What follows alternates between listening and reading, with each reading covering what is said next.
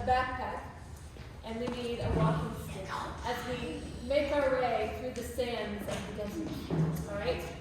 So we're learning today about Paul's missionary journey, his first journey that he went on to tell people about Jesus. Now, who remembers what we learned about last week? Aubrey, who did we learn about last week? That, like, the people in Egypt, they had to eat going secretly to go other places and learn about the Bible. The people in Egypt? Yeah. I'm not remembering people in Egypt. Remembering about somebody that got out of jail in a crazy way. Who did that? Yes, Avalon. Peter got out of jail by an angel. He did. Peter got let out of jail by an angel, and it was pretty amazing. Like big time miracles happening all over the place. Well, what I have with me here, who knows what these are? What are they? It's a mechanical machine. A mechanical machine. That's anybody know that's not in my family? Sean. It's a binoculars. It's binoculars, but they're very special binoculars. They enable us to do something that we're not ordinarily able to do. Not so much. Although if you can think of a way to do that, please let me know. Yes.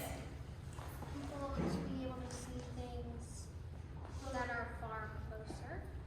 Far and closer, but and they work. These are actually night vision goggles. Whoa! So I'm not going to demonstrate it here because it's like full of light, and so that wouldn't work too much. But if you put batteries in them, which I'm not sure that it has batteries in it right now, but they will let you see in the dark, and that is something that secret agents might need. It's like equipment that secret agents might need to do their job because they have to sneak around in the dark, right? And be sneaky and wear black all the time, which is why I'm wearing black, in case you ever wondered, like, why is she suddenly wearing black all the time? That's why. I'm not going to do ninja moves for you, but we wear black sometimes to fade into the background, right?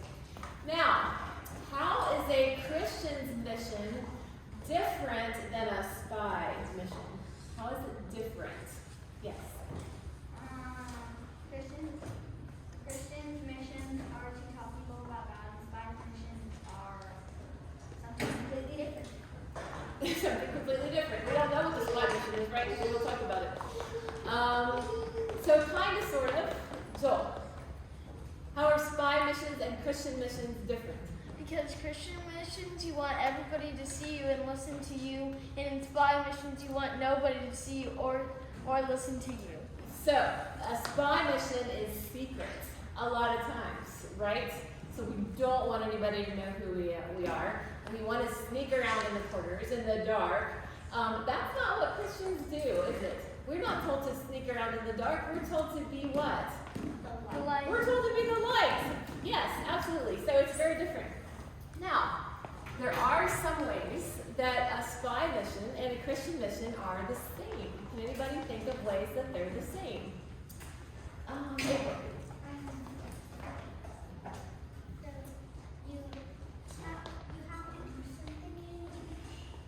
You have a mission, right?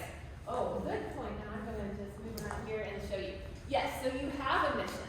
A spy does, it could be all different things, and they're not talking about what they're actually trying to do. But a Christian mission as a Christian, our mission is something that's very well known if you read the Bible. And it says, what is our mission as Christians? Our mission is to make disciples of all nations by the power of the Holy Spirit. So there's a clue in that poster about another way that our mission as a Christian and a spy mission is the same. There's another clue in here. Aubrey, do you have an idea?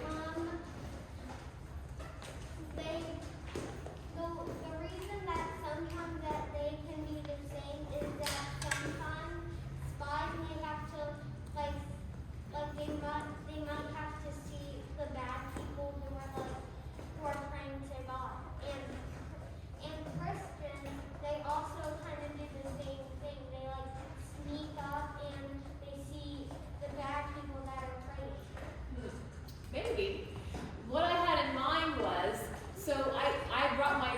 goggles with me to help as a spy. So that's a tool that spies might use, among other things. But what's the tool mentioned in this verse? Yes. The Bible? That's true. Jesus? That is a big. It's like our guidebook, our mission book, right? But there's another one in here. Yes. By the power of the Holy Spirit, absolutely. So just like a good spy they can't get by without communication. Remember we talked about that, how spies communicate and Christians communicate with our leader. We can pray and hear from God and talk to God, and that's our communication. Like the spies might speak into their watch or whatever other way that they communicate. In this way, this is another tool that Christians have, the power of the Holy Spirit. Okay, so each one spies have their tools, and as believers, we have tools given to us by Jesus. When he left, he gave us the Holy Spirit, and that equips us for everything that we need to do. All right, there's one more thing. So as a spy, we might want to not be obvious, right? So if we're there, we want to try to blend into the background. What do you think about that as it relates to Christians? How are we supposed to be with other people? I think Aubrey might have touched on this a little bit. So as we go out with this message and make disciples of all nations by the power of the Holy Spirit, as we go out and do that, do we want to be like way out there and different, or do we want to like be kind of like the people that we're talking to? What do you think? This one, there's not really a right answer. I'm just interested in your opinions. So do we want to stick out and be like obvious, or do we want to sort of blend in with people? Yes, Avenue. Blend in. Then you can act like, then more people are like, hey, he's different. And then he's like, he may be a different religion. He may be a snob. If they blend in, he's like, oh, he's my culture. I should listen to him. Yeah. Okay, anybody else? Joel, blend in or stick out? Blend in because at the time of Paul, Christians were getting persecuted. So if you were out there, you would probably have your head chopped off. Sure. But if you blended in, you would probably keep your head on. Shelby, what do you think? Can I say in the middle? Yes, and that is probably the right answer, is both, okay? So if we're going to people to tell them about Jesus, in some ways we want them to feel comfortable around us. Like we don't want them to say, ooh, I don't want to be around that person. So we want them to be comfortable, but at the same time, the Bible tells us that we have to be different, right? We're not like the world. So we blend in some ways, and we should be sticking out in others. So that, you're exactly right, Shelby. I think the answer is both. Yeah. And even with a spy, there's probably different times for different things. Like if I'm sneaking around in the dark, I'm gonna make myself all black, and if I'm going to a party, I might take this off and like look a little more like not a ninja, right? So yes, so those are some similarities and differences between our mission as between spies and our mission as Christians. Okay, so remember that. Remember this, because like last week, that might become important later. Well, let's talk a little bit. First, I'm going to come back here. Put my mask on. I'm going to come back here and remind us where we are on our timeline. And then we're going to talk about where Paul went. So we are clear to this section of the timeline. It says the mission begins. And we're right here. Let's see. Where are we? Nope. So the mission begins. That was a few weeks ago. We're all the way over to here now, where it says the church united. Okay? We have been completely through this first row where we talked about Barnabas. Guys, remember Barnabas? We talk about him again. We learned about the Hall of Faith, which celebrates people who are very strong in their faith. That's in the book of Hebrews. Last week we talked about where Peter escaped from prison, and now we're on to Paul's first journey. Okay? So, talk about secret agents. Last week we talked about Peter. This week we're going to learn about 2 more. All right? So that's where we are. So Peter was in prison, and he was miraculously let go by an angel, as we heard before. What do you think that did for the believers in the early church? If you heard about that, you weren't really there, but you heard about that, what do you think that would do? How would that make you feel, Nina? Give you hope. Give hope? Absolutely. Right? Wouldn't it be like this amazing thing just happened, and Peter was let out of prison, and it would kind of make you feel like, wow, we have a lot of power on our side, right? Because somehow God is choosing to do this right now. He is with us. It would make you feel hopeful and encouraged. All right, so a little bit later, the Holy Spirit chose Paul and another believer named Barnabas, which I think we've already heard about, for a special work. So up to that point, the church had kind of been not scared, but they had been sort of staying close together because, as Joel mentioned earlier, there was persecution. People really didn't want them out there. The same people that crucified Jesus were not fans of the early church people either. So they were kind of staying close together. Well, guess what? The Holy Spirit said, we need to make disciples of all nations by the power of the Holy Spirit. So I'm going to send you out. And at some point, the early church was gathering together. They were praying. They were fasting. And the Holy Spirit let them know that he was choosing Paul and Barnabas to go out. And that had really not been done before. Everybody was sort of together in Jerusalem. And in this case, they were in a city called Antioch. Okay? So Paul and Barnabas were chosen for this work. So then they left on this journey, which, like I said, was a little bit different. People hadn't really gone on journeys to spread the gospel before. They might have been too scared.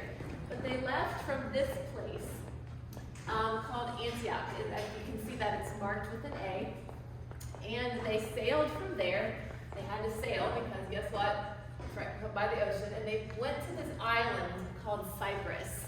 Okay? And they're talking about Jesus the whole way. I don't know, the Bible doesn't say this, but I'm sure they were talking to the sailors, to the people on the ship, anybody that they could, they were telling about Jesus. So they went to Cyprus, and then they went on from there to another Antioch. There's 2. Man, that's confusing. They went to another city called Antioch, and then from there, they went to this little triangle of cities right here. Iconium, Derbe, and Lystra. Okay? So this is kind of the concentration. This is the focus of where they went. And you know what? I cannot wait to ask Paul. I don't know how he knew where to go. The Bible tells us in some situations that the Holy Spirit was very clear about go here, not there. But in other times, he just sort of goes places, and I want to ask him someday when I get to heaven how he knew where to go. So he must have known what is happening here because Paul and Barnabas sailed from Antioch to Cyprus to the other Antioch, and then they kind of settled in these 3 cities, and they did a lot of work there. Well, remember I told you we would talk about obstacles? Let's talk about obstacles. So they went to the city of Lystra, which is right here, and the people's reaction was interesting. So when they got to Lystra, remember how I said that sometimes spies stay in the background, and sometimes they're wide open, and Christians, we do that too?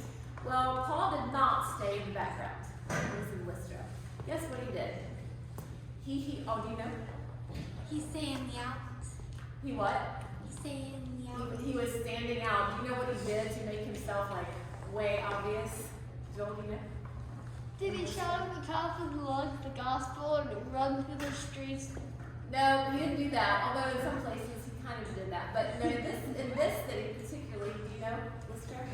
Maybe he went to a party and I don't think No, what he did was remarkable. He healed a man in Lystra who had never been able to walk, not even ever.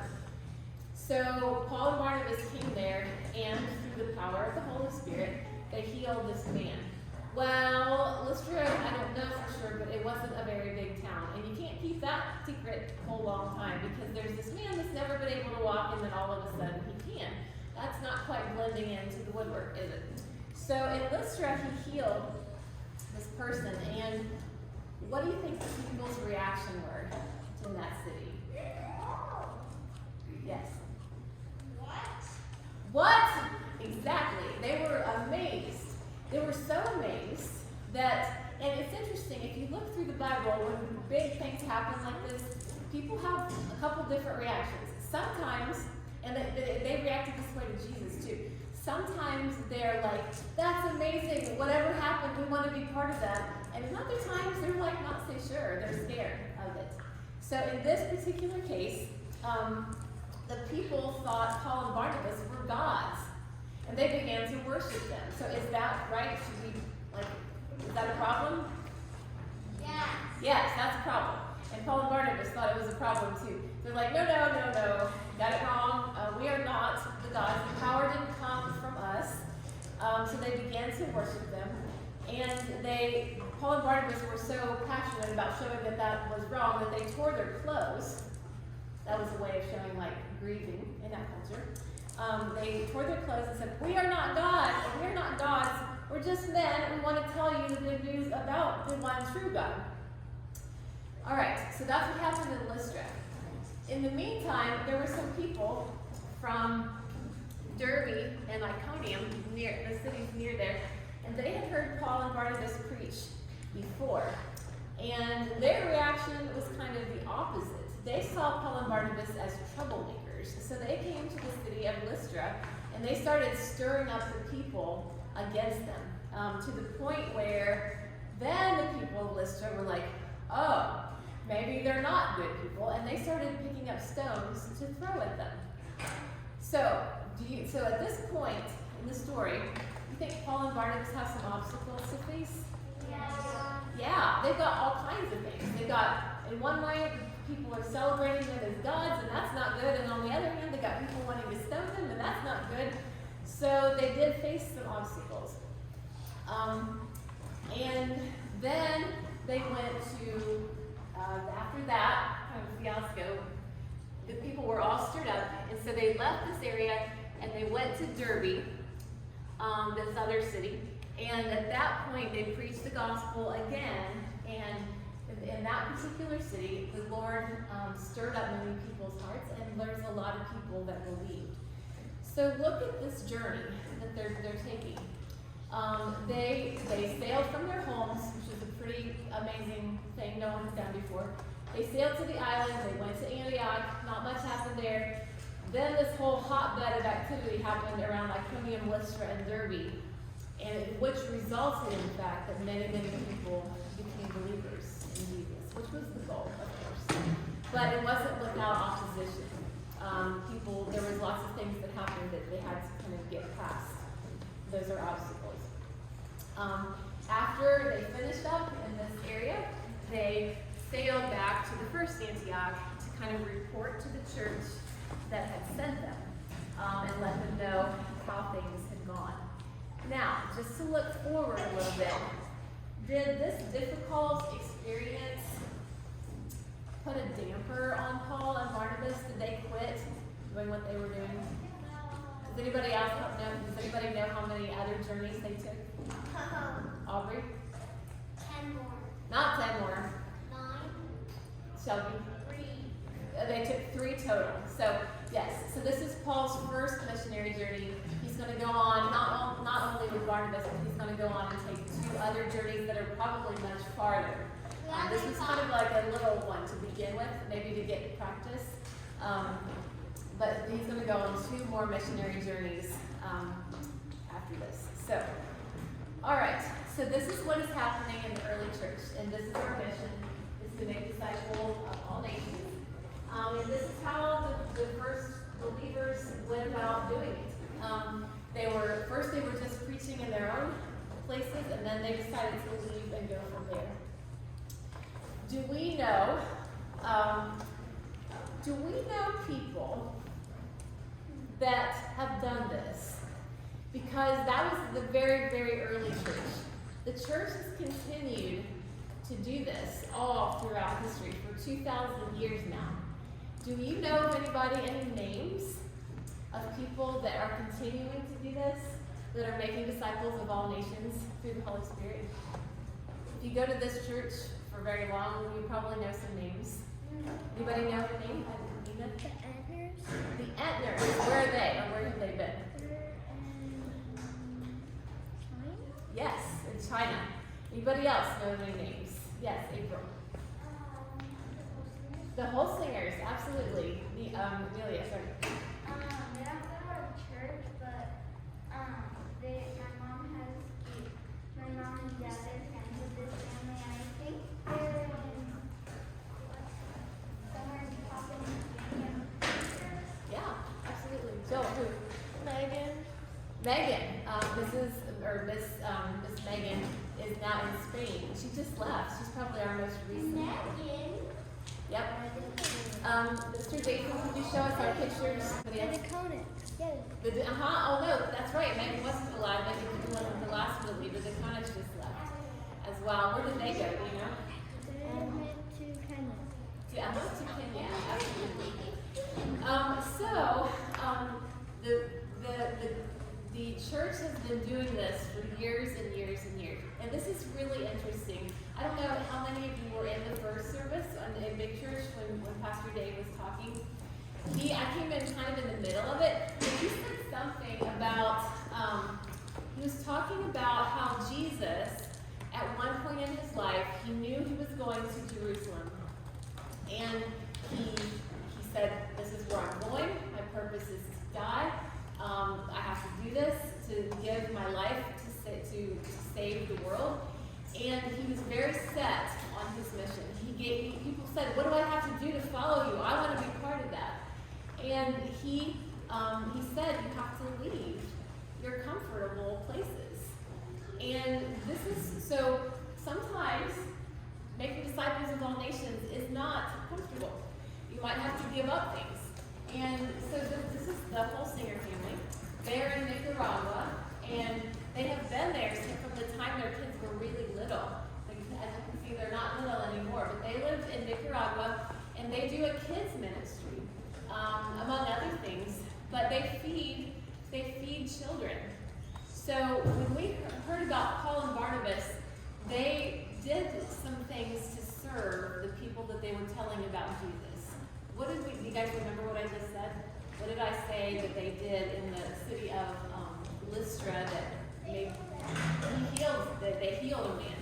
So when the Holsingers are in Nicaragua, they use food as a way to tell people about Jesus. There's lots and lots and lots of children who don't have enough to eat. Their families don't have enough to eat. So they have this big place, and they serve them food and tell them about Jesus at the same time.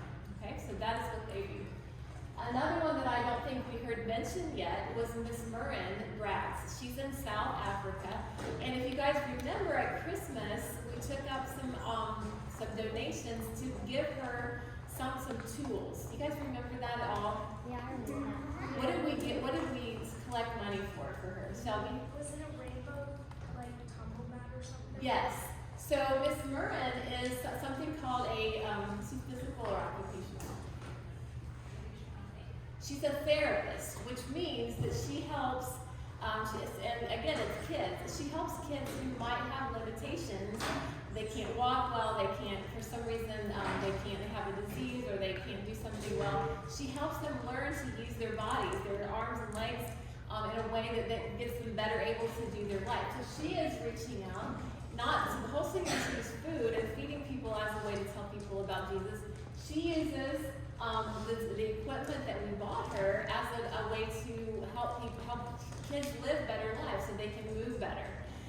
So there's lots of ways. Paul and Barnabas healed a man. There's lots of ways to get people's attention to tell them about Jesus. And our church is really good, and I'm so proud to be here because we send a lot of missionaries